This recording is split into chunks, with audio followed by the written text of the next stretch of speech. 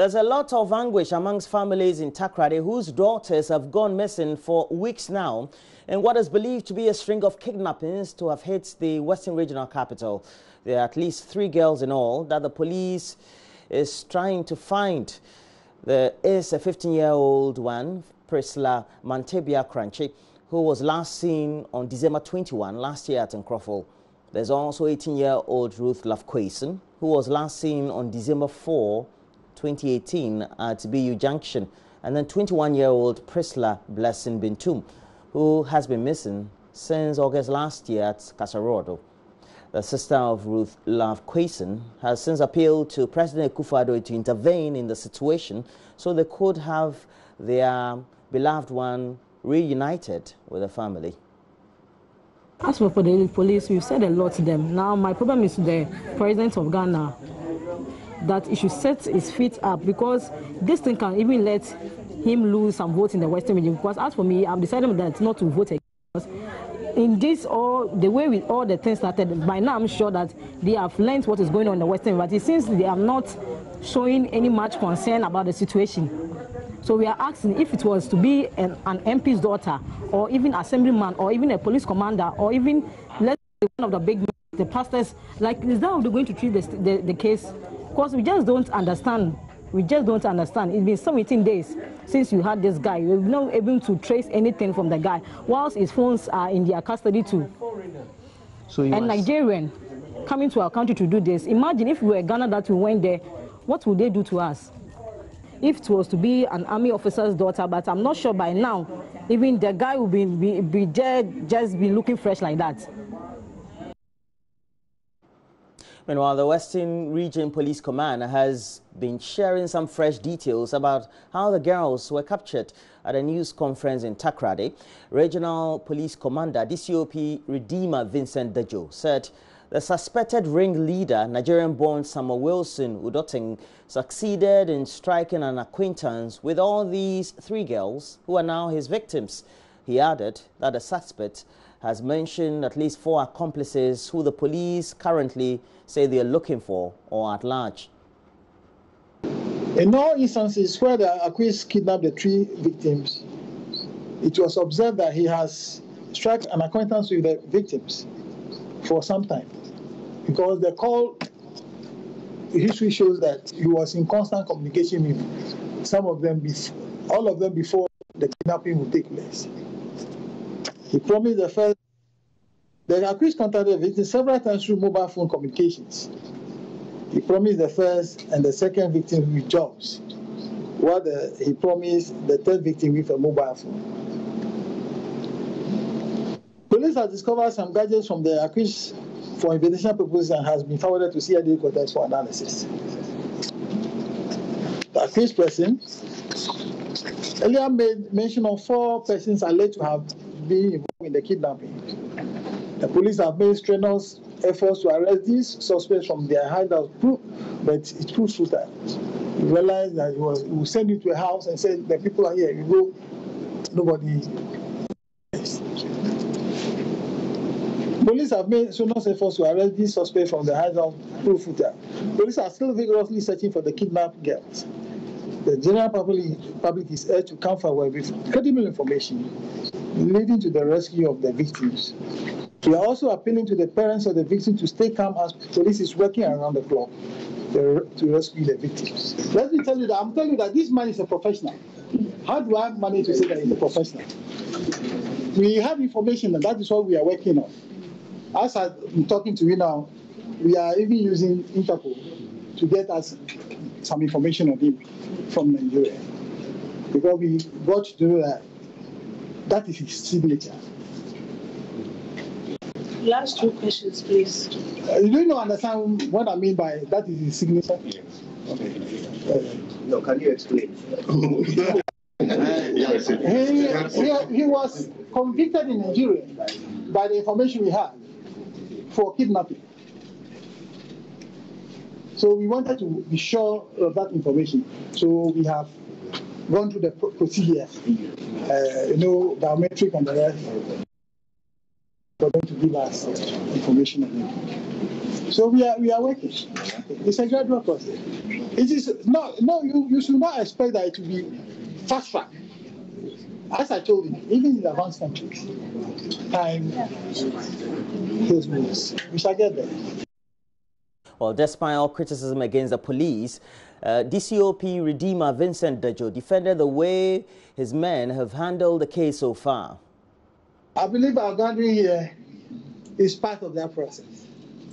And you people listen to you better. I don't have the microphone. So since you have the microphone and you are here, this is the part of it. Then we book appointment with you.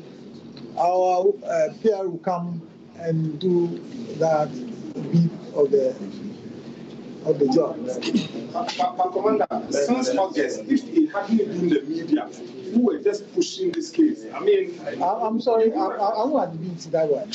We were working. We were working. In my explanation. But the media was just pushing for this press conference to come on. That's why you are... No, my friend, you can't tell me that. I won't take that. No. No, then... That I don't know my job. Yes. No. I'm sorry if I have offended you. You have not offended me. You have offended the system. We are all Ghanaians. No, I'm only asking a question. The question is insulting. Can we go for the next question? The fight or the advocacy, meanwhile, continues. Kojo Yankson is live in Takoradi. He's been speaking to all the protagonists on this impasse, but especially this crisis. And the hashtag is still on.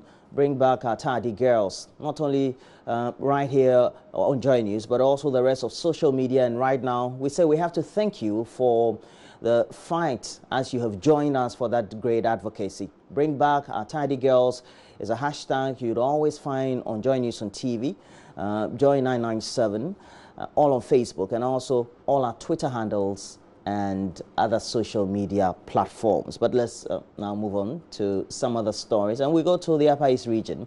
And the Minerals Commission has issued a stop work notice to the Shanji Mining Company to suspend all mining operations in Gbane in the Upper East region. And this follows a mining accident that was recorded on Wednesday. 16 Galamsey miners, as we know now, have since died after a blast occurred underground. A survivor of the blast told JoyNews they had been warned of an impending blast from a neighboring mine operated by Shanji Mining Company Limited. He, however, said many of the Galamsey miners, numbering about 500, ignored the warning because they felt the impact would be minor. Upper East Regional Correspondent Albert Sorry brings us the latest update. Today, I traced to the Bolgatanga hospital where some of the bodies had been deposited, and together with some relatives of some of the deceased who had come to try and identify their bodies, I was able to ascertain that 12 people had died as at around 2 p.m. today. Before I left the hospital, I also witnessed the body being wheeled to the Bolgatanga mortuary. We relatives of other people who were still on admission in of the hospital, trying to help save the lives of their relatives. We did get to speak to one of the survivors mine accident. He gave us his name as Victor. He did indicate that they had been that there was going to be a blast.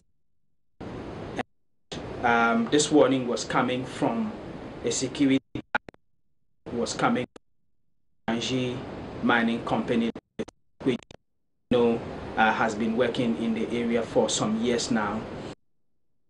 The time they told us, as for me, but I knew I feared the smoke. So when they told us, I went up and I went and hit some places. So after the blasting, I went and hit in some place. So after I left the pit. I went and hit some place. So maybe after the blasting, I came and I saw the smoke and I said no.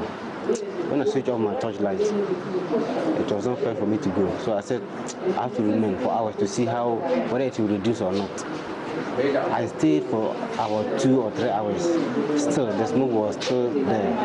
Then I said, no, how this smoke is, I can't go with it that way. So I just left. How did you end up in that?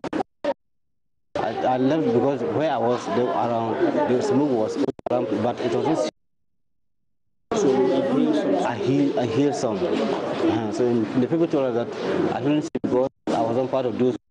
I shouldn't come to hospital.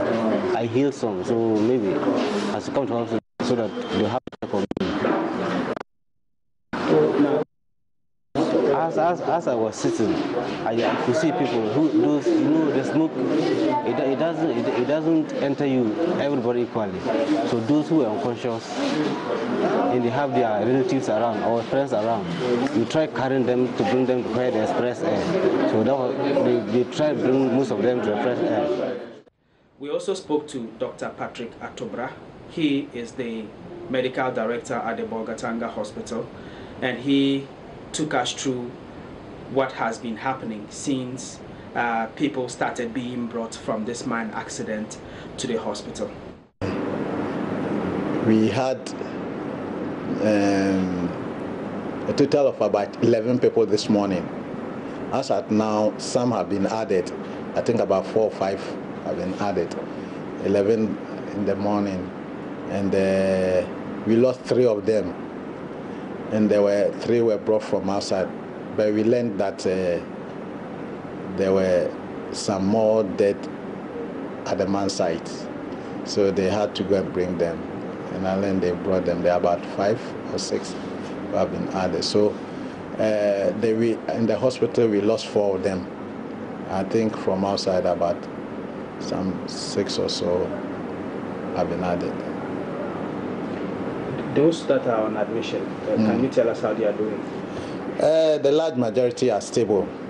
They are stable because we had largely the oxygen they need. Many of them were from smoke inhalation. So the police say they are still doing their investigations, and when they conclude their investigations, they will usually speak to us on Twitter. Hopefully to confirm the number of casualties, but the fear is that as the days go by, death toll from this disastrous accident could rise. My name is Salvador Sori for Joy. Health authorities in the Amancia West District and South District are reporting increasing rates of maternal and infant mortality in the area. From 51 out of 100,000 live births recorded in 2017, the figure rose to about 74 in 2018 for women who died from birth-related conditions.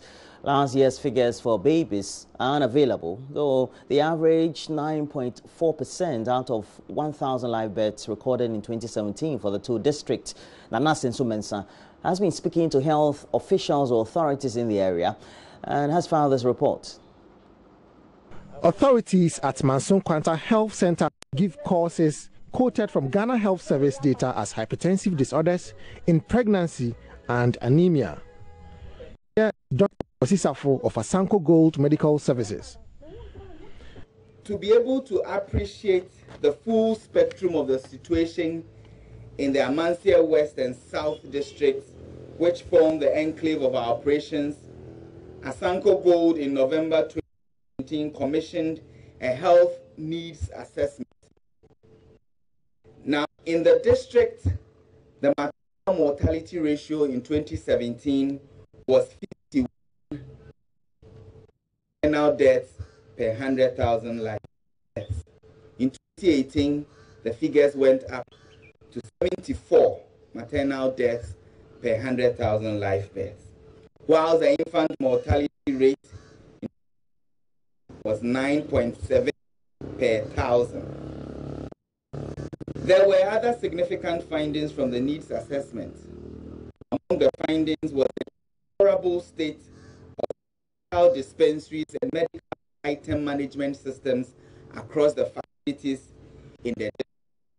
The national maternal mortality ratio in 2017 at 100 deaths per 100,000 live birth, while infant mortality rate was 10.5 per 1,000 birth.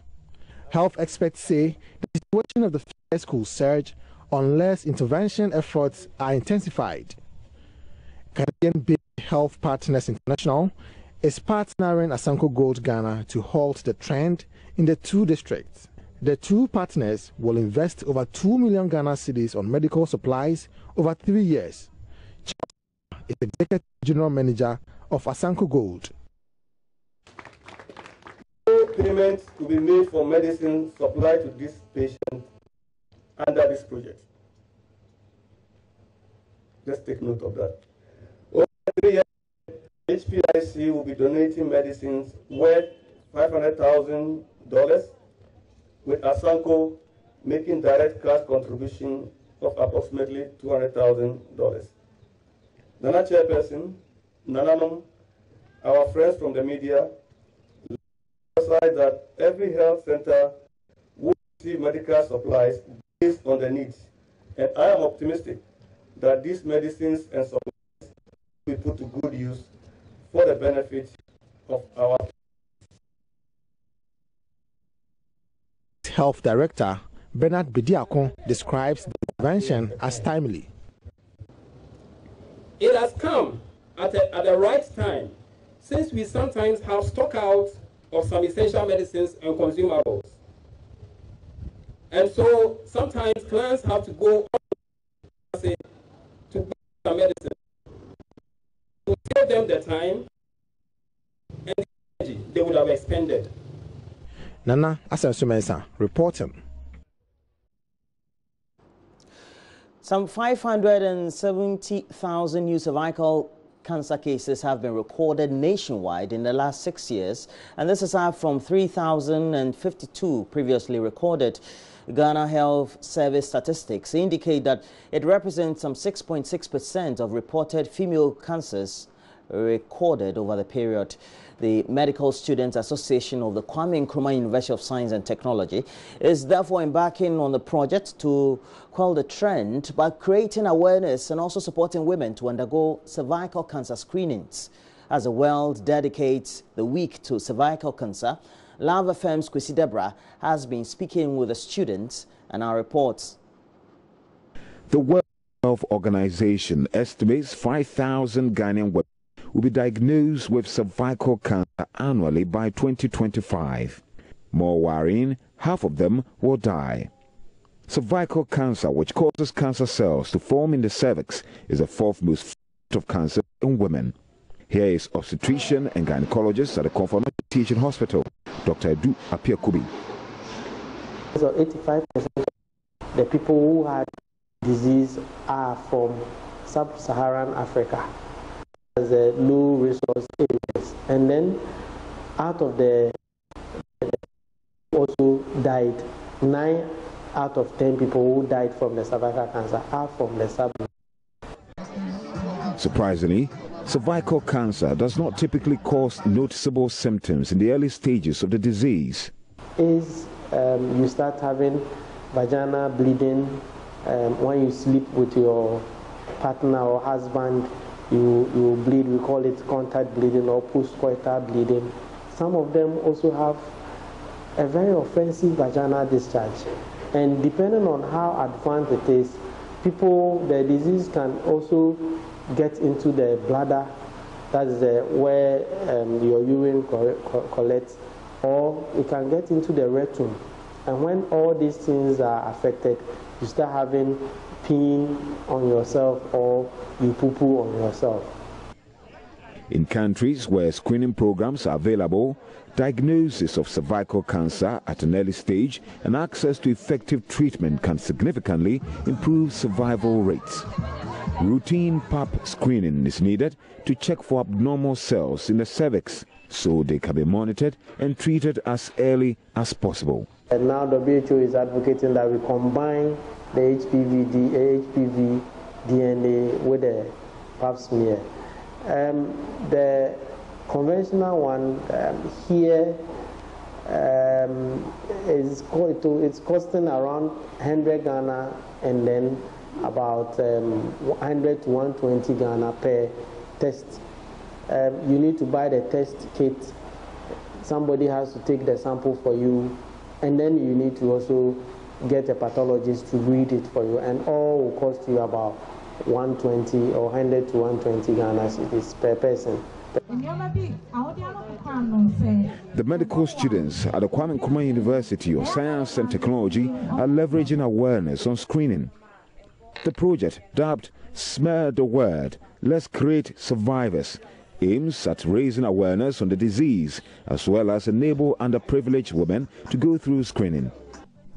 Rachel Ajima-Boateng is project committee head. The knowledge about cervical cancer is really, really minimum. And because of that, people think it's this really cumbersome and delicate procedure, especially with the pap smears, because how you perform the pap smear and everything is quite delicate. So because of that, they don't even want to know about it, whether they actually have it or not. So they are collaborating with doctors at the Konfanochi Teaching Hospital on projects in Amanse West and Seche East districts. Samira Tanko Imran heads the fundraising committee. We had the amazing opportunity of going to Pechi in the outskirts of Kumasi. They were there even way before we got there, and they showed a lot of interest in it, and we were very excited about that. We also had the opportunity of going to Yoko, where we successfully screened 14 women, and when we got there, we were able to distribute our brochures, they were able to ask us questions. And so we went to the Kumasi City Mall to just talk to people about the dangers of cervical cancer and how to get it. And we got as many as 100 people calling us, trying to find out whether they can come and have the pap smear at Konfanochi or any private facility. The group has been able to raise 20,000 cedis to enable especially underprivileged women to undergo screening and vaccination. They are targeting 500 women for screening over the period. That's idea of when you get cancer, it's equal to death and all of that. We can do something about it. Pap smears can be done, vaccines can be taken, and even when we are diagnosed of the cancer, you can undergo chemotherapy treatments and all of that. Reporting for JoyNews, Kwesi Deborah. And before we go, cocoa farmers in some parts of the central region, they had been given the opportunity to taste what happens to the cocoa they cultivate and produce directly. Well, farmers at Agunankum and their children were served with finished products of cocoa, such as chocolates and many other derivatives. And this, all in a bit, was just to motivate them to grow more cocoa and increase their production. Well, Richard Kojanyako followed this development and has found the story. Many farmers in the country grow cocoa, harvest them, and then bag the cocoa for the market, but hardly do any of them have the opportunity to taste the end product of what they produce. Chocomac Ghana Limited gave the farmers this rare opportunity.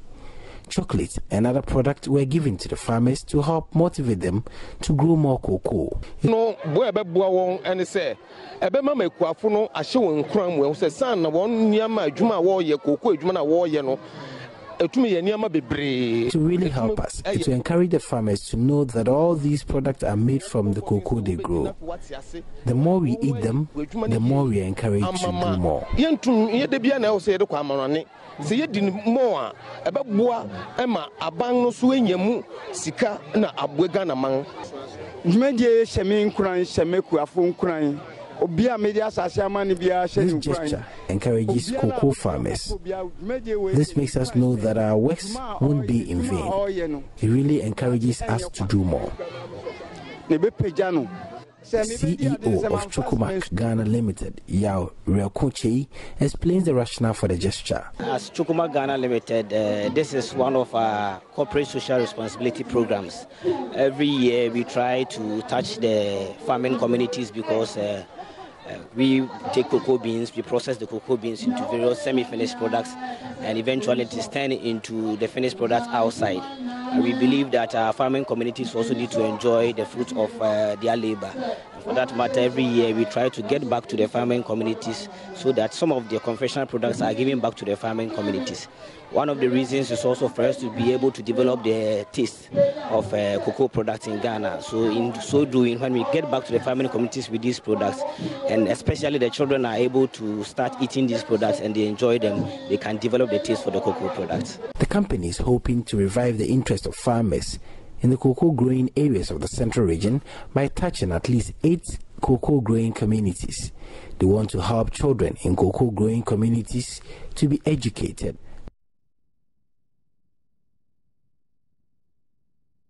And that's it for the latest news updates, but we have more news. We'll be reviewing the newspapers, looking at the front, back pages, center spread of the various newspapers we have in the studio.